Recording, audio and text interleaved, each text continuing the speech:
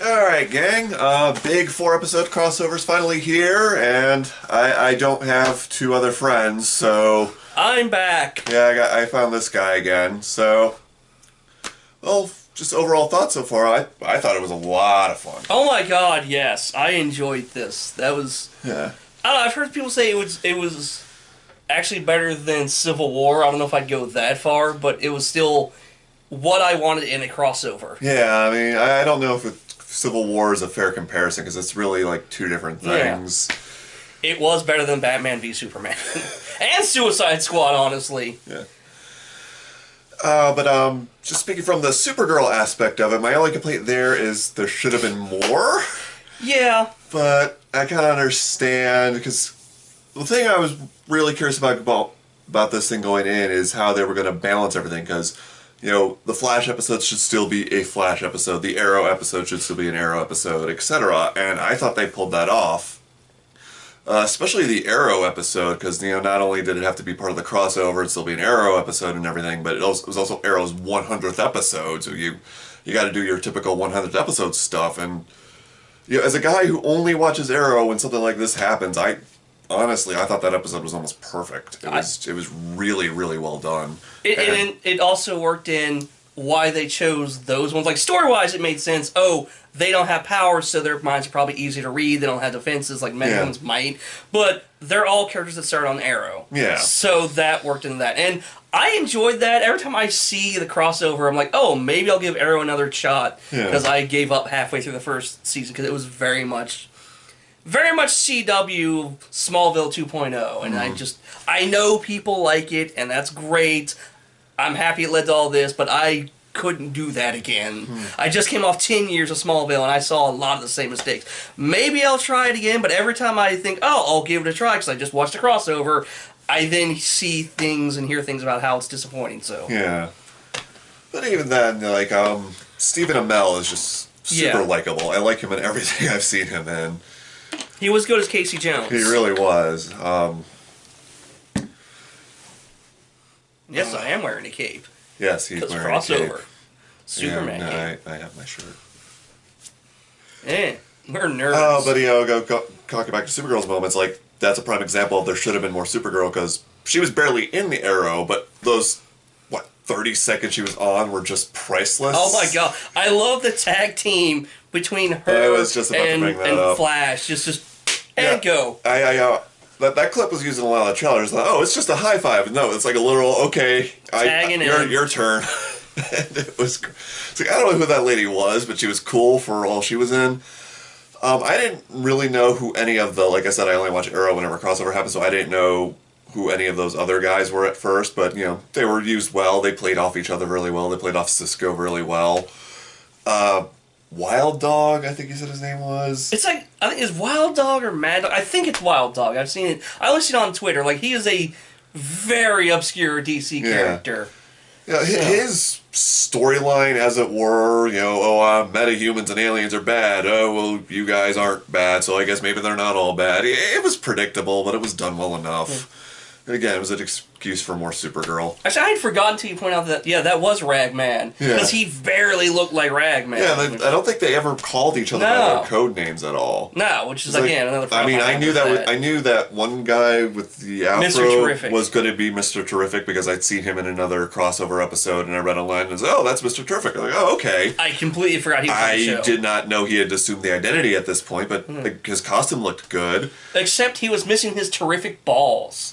I don't know what they're called, but all I know is he has little balls to fly around. I want to say T-spheres, but they should be terrific balls. Ragman just ended up being an educated guess, because, okay, that guy talked about religion, and at one point after they got the device, the plot device, he mentioned being Jewish, and we'd seen him in costume, so it's like, my brain clicks, like, wait, isn't Ragman Jewish? Was that Ragman? Yes, it was. So, yeah, and I like Ragman. He was an obscure... I loved Shadow Pact. I forgot he was in Shadow Pact, but he was really good. So, again, it's one of the things where I keep meaning to check out Arrow for no other reason. I want to form my own opinion on it, and I've heard enough good things that I'm curious.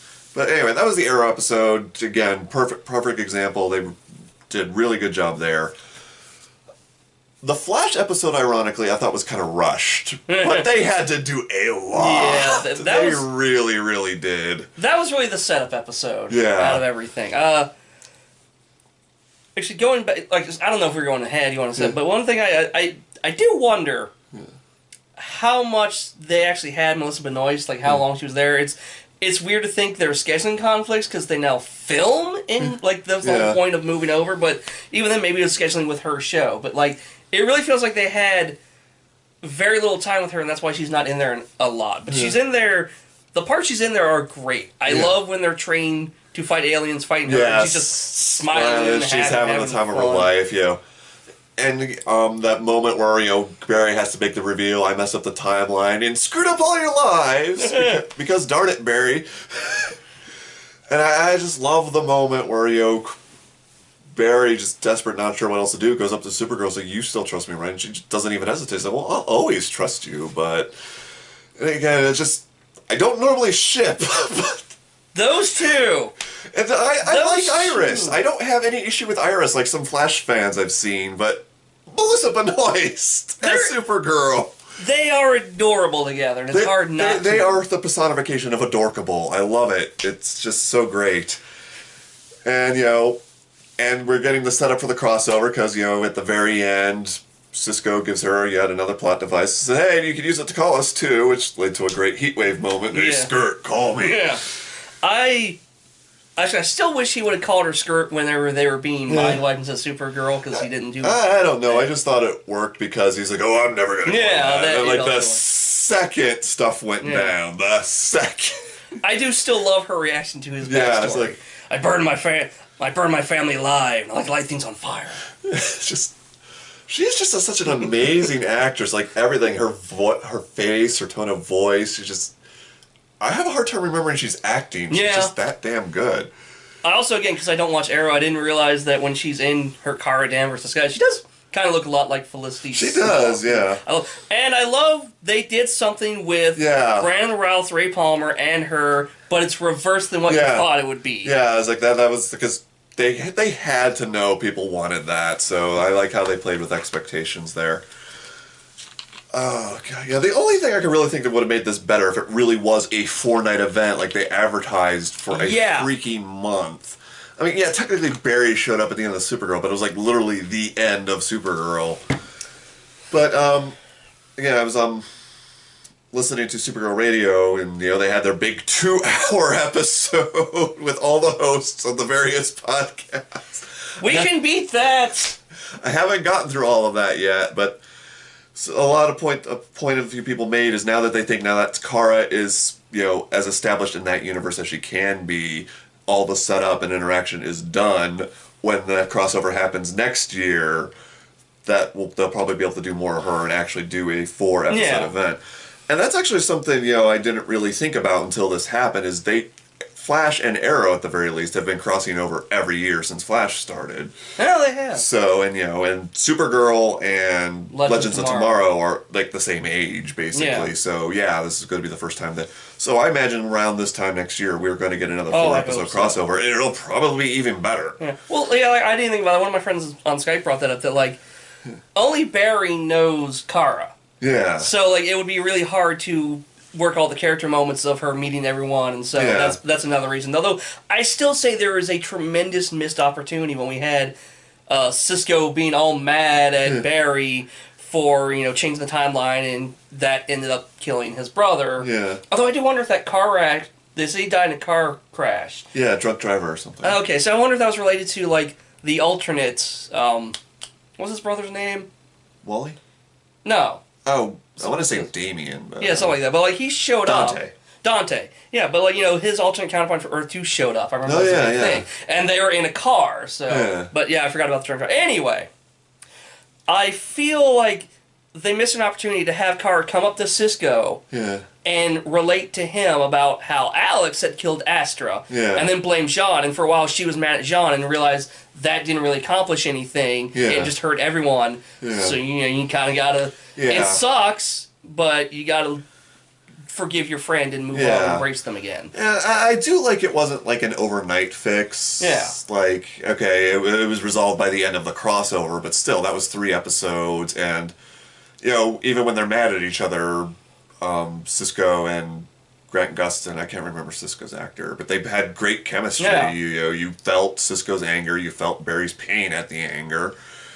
And I kind of like how they did it, where Cisco realized it's easy to make that kind of mistake. Yeah, it does make especially sense. with time travels involved. Yeah, it does make sense, and, you know, I'm not, like, mad how they did it, because that worked. I just, you know, again, it'd be more way to work Kara in. Yeah, there's all sorts of missed opportunities. Like, if I had to complain, you know, not only the lack of Supergirl, there just wasn't more interaction between characters who don't normally interact. I mean, we got a lot of great Oliver Berry moments, you know, and those have been making the crossover so far. I'm glad we get to see those two together. But I really wish we could have gotten more of, like, they had a line of dialogue explaining, oh, Nate and Vixen are going to stay on the ship to make sure no one steals the time ship. And yeah, that's important. You don't want someone stealing your time ship. But the fact that they weren't in the episode of Flash at all, it's kind of disappointing. We barely see them in the episode of Arrow. And yeah, they made up for it in their episode, but it's like... That's their episode. Yeah, or we could have just seen more of characters who don't normally interact getting to interact. Like, have the Legends crew hang out more with the Flash crew. Granted, we got Felicity hanging out with Professor Stein, but Professor Stein is from Flash. He was the substitute Wells for a while. Yeah. I just still say, if they do make this a yearly thing, and there's at least the one crossover that's going to be the musical episode... Yes. By God! CW! I don't know if you're watching. I don't care. This is my decree. At some point, Cisco and Wynn need to interact. We need a full episode of them. Yeah. Because that would be the most entertaining episode ever. I hope that since they're finally on the same network, they can address the crossover more in Supergirl and have Wynn geek out over the tech of the portal device. Yeah. Actually, another thing, if we talk about, like, disappointments, I'm just disappointed. It's like, oh, I know an alien, and, like, no reaction, just, okay, I'll help you go get her. Yeah. It's like, wait, when did this happen? Yeah. Why didn't you tell us? But again, they had to cram so much into that Flash episode. I said I was reading stuff that's been cut out. Like, one line of dialogue I wish would have made it, because that launches another ship, was Sarah was going to ask Kara out for a drink after everything, and she's like, oh no, maybe you should meet my sister. And now I can imagine is Sarah and Alex power couple beating the crap out of everybody. It would be awesome. But I'm sort of flaking out how the Flash episode was so condensed and rushed and everything. I was actually really, really worried about Legends of Tomorrow. Are we going to get a good Legends of Tomorrow episode and a satisfying conclusion? I was worried that was going to feel rushed as hell, and I was pleasantly surprised they managed to pull it off. You know, and again, when I said it felt like a Legends of Tomorrow episode, and we got a lot of cool stuff. We got Supergirl being awesome. We got Flash being awesome. I think everybody at least got a shot of them doing their thing. Yeah, like we saw plenty of arrows flying. We saw Heatwave doing his thing, burning stuff as he do. Yeah, Vixen used her powers to knock things. Yeah, the fight was done really well, and it's. Again, I'm just constantly amazed at the CGI they can pull off on a TV budget. Yeah, this was really good. It's like all the concerns about what's going to happen to Supergirl's budget now that she's moved to a network that doesn't make quite as much money. If anything, she has more. It's just been nuts. Again, just the fact that like this guy just said, that they can pull this off on TV nowadays. It's insane. Of course, just sort of a tangent there. I was watching Batman Returns over Thanksgiving. Yeah. And we're watching it a Laserdisc. Remember Laserdiscs? I remember. Did you say Laserdiscs? No. But I remember. Watching Laserdiscs on high-def TV. It was basically this quality, what you guys are watching with this camera. And don't get me wrong, this is a really good camera. But just the fact that what was once a Hollywood quality studio camera I can buy at Target for $170 now. Yeah. Just the advancement of technology is freaking amazing to me. I'm old. Yeah. But, like, again, the one complaint I would have about the Legends of Tomorrow is I feel like Supergirl should have been trying to stop the bomb, but it was a Legends of Tomorrow episode, so they I feel like they kind of made the right call making them the heroes, and it worked, and it was a great Professor Stein moment. Again, they did, like, advance it by, like, she had to help Barry put all the things on the Dominators, which, again, I love Felicity's like, this was a job for Supergirl. Yeah, I was going to say, that was another great moment, especially Barry coming in. Oh, yeah, thanks, Felicity. I'm not insulted at all. And Flash. I meant Supergirl and Flash. Yeah. Felicity's a lot of fun. She's another reason I want to check out sometime. It's her and Wynn getting interact. Not Wynn. Cisco. Yeah. Though, if they're going to cross over again, let's throw Felicity into the mix. Yeah, can she just move to Arrow or to Flash or Legends Tomorrow now? Because I want more of her, but I don't know if I can take all of Arrow. Maybe I'll try again. I don't know, but I do like her. I've liked her since they introduced her. Yeah. And again, I never realized how much they looked alike in their civilian. When Kara was in her civilian uniform, outfit, costume, civvies, and they're like, huh? Yeah, I don't watch enough Arrow to notice that. I'm assuming that was probably a comment people have made. That's why they worked it in. Yeah. But it was funny. It worked. Of course, my question about that is, where did she get the civvies? Where was she keeping them? And when she was wearing the civvies, where did she keep her costume?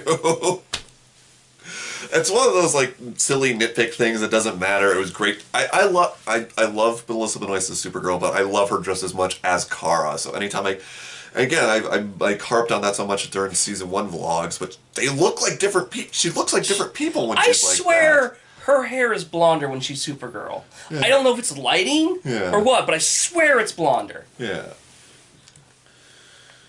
Oh, gosh, but, just, again, this was just 100% pure fun. I mean, there's not much more to say than that. I mean, is there plot problems? Are there parts that could have been done better? Yes, but considering just how many cats they probably had to herd to make this happen, and just the fact that they even tried, I mean, they announced it as soon as they announced Supergirl was coming to the CW, so they didn't waste any time, but just the fact that they pulled it off is really amazing to me. Well, and there's going to be repercussions. I've been reading things, and they're going to have the Dominators in Supergirl. Yeah. Which makes me wonder if it's like because she mentions their Dominators in her Earth, her universe. So I wonder if it's them or like these Dominators, or what if these Dominators get a message to those Dominators and they're like, well, then we should go take care of this. But then in the world of Supergirl, we have her and Superman. Yeah, and Martian Manhunter. And Martian Manhunter. So... And there's probably a few other power aliens. Like, they might do the thing where, like, hey, villains, if you help us out, we'll, like, knock some time off your sons. Yeah, I'm sure they can figure something out. Or introduce more superheroes. Or bring back Maxwell Lord, maybe. Yeah. Yeah! Like, you finally make me interested in the character, and then you don't bring him back. That actually would be, like, the best way, because, he has the Omegahedron. Yeah. Maybe they say, like, I've been working on this for however many months, and I can use it to stop the Dominators. Yeah. I don't know, something. Yeah. Like, okay, maybe they didn't get the actor, but name drop him. Yeah. He's doing something. No one's seen him for a while. Lena bought out Lord Tech when she moved in. Yeah. I don't know. Alright. Now, this was a fun crossover. Yeah, there's just no other way to say it other than I want this sold... Like, I know they're going to do DVD packs. I know they're going to be on, each individual. Yeah. But I want just put it all together as a movie and sell it on DVD. I'll buy it. Yeah. Include a bunch of deleted scenes or something, commentaries. Oh my god, commentaries. You could do so many commentary tracks with that. Someone better have a picture of Grant Gustin and Melissa Benoist playing video games in costume that Stephen Amell tweeted out. Like, oh my god, I want to see that. Yes. Of course, we did sort of get that when the Entertainment Weekly did a story on it. Yeah. But that was obviously staged. Yeah. I want to see it, like, all natural. Yeah.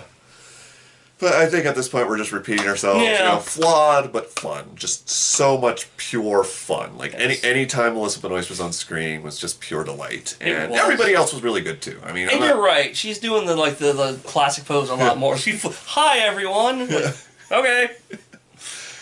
Alright, so... thanks for watching, all 2 of you, and see you next week for Supergirl Lives, the Kevin Smith episode. Oh, yeah. Neat. Bye.